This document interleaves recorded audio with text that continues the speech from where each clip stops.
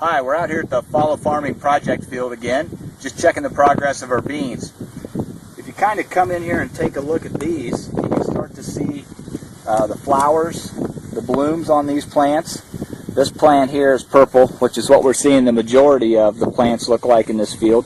And here's one that has white flowers on it.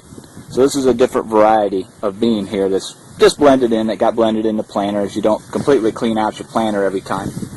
And then as you get down into this plant, down here to the bottom, if you can see that right there, that's a pod that's starting to develop, and that'll fill with the beans. So we're just starting to see very few of those, and then these real little, right here is where those flowers were, and then those are what will develop on into that pod. As you can see, they're very tiny at this point. But the beans seem to be coming along pretty nicely. And as you can see, as I move on out into the field here, it's gotten pretty tall.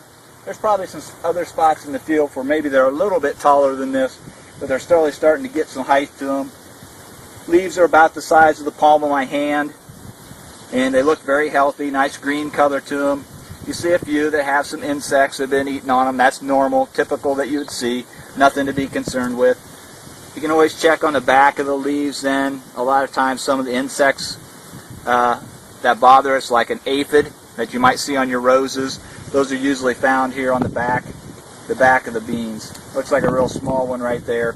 Nothing that's at a level that would cause any damage, but starting to see a few of the insects working on these beans a little bit. So we'll keep an eye on that and continue to follow the progress of the beans, but right now, not looking too bad. We've had some really hot weather, but we've had ample moisture, so the beans are doing pretty well.